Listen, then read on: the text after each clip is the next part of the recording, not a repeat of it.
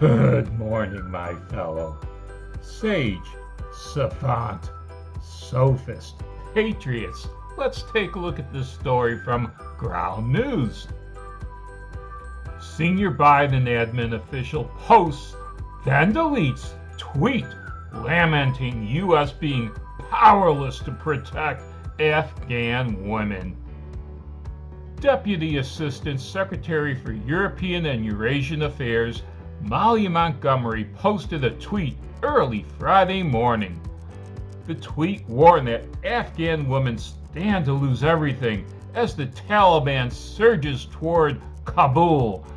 Montgomery deleted the tweet soon after posting it, and the State Department said she did so on her own volition. Now, I don't think you've probably heard anything about this story. It's not been very widely reported. In fact, take a look at this. Bias coverage distribution. Hardly anybody covered it. I can only see 8 news sources.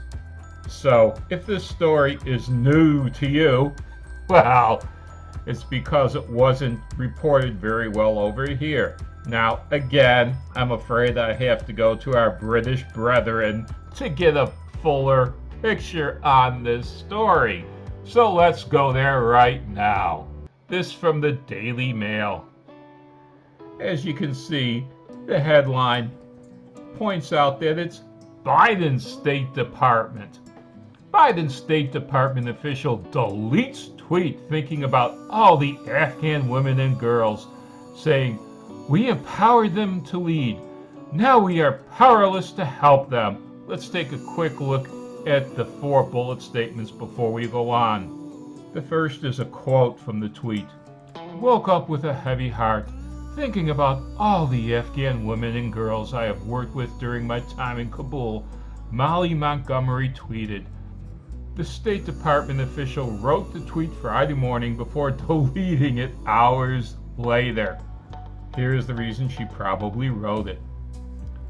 Taliban fighters are going door to door and forcibly marrying girls as young as 12 and forcing them into sex slavery. Marrying the girls. Well, I suppose in a few cases they are. Women's rights made major advances after the U.S. helped to depose Taliban rule in 2001. Let's take a look at the tweet itself. Now, before we take a look at the tweet, take a look at what sits right above the tweet. Montgomery previously worked at the U.S. Embassy in Kabul, so she has some knowledge about which she speaks. Woke up with a heavy heart, thinking about all the Afghan women and girls I worked with during my time in Kabul. They were the beneficiaries of many of the gains we made, and now they stand to lose everything. We empowered them to lead, and now we are powerless to protect them. Well, indeed we are. It sounds like she wants us to become, well, the world's cop, doesn't it? And she knows about what she's speaking to. Of course, she's talking about the Taliban and Sharia law. Now, she's got to be thinking about these Taliban fighters knocking down doors in every village they conquer and carrying off all the young girls and young women into sexual slavery. You see, under Sharia law, not only can a man have up to 4 wives, but a woman's testimony in court is only worth half that of a man, and of course, she can only inherit half of what her brother inherits. And if a man doesn't like what a wife is doing, of course he can beat her. And women are considered lacking in faith and intelligence.